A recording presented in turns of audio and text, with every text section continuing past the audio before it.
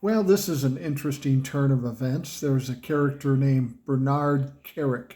He at one time was the police commissioner in New York City.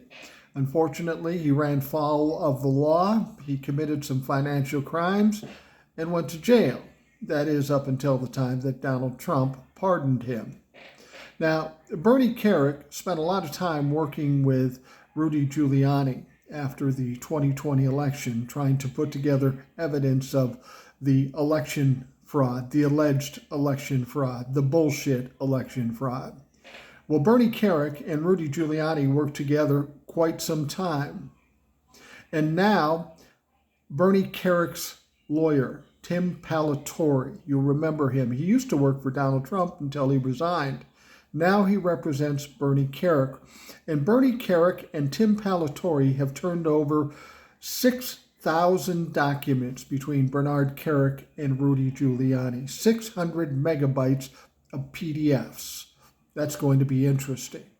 Now, you would think that that would show some evidence where the election fraud was, but that's not the case. It's going to show the criminality of Rudy Giuliani and Bernard Kerik and Donald Trump.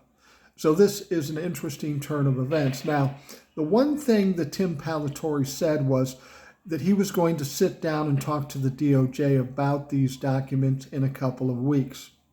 Now, some people are suggesting, well, that means they aren't going to indict Donald Trump or anybody else for 2 weeks. No, that's not what it means. We have in the classified documents some things coming called superseding indictments.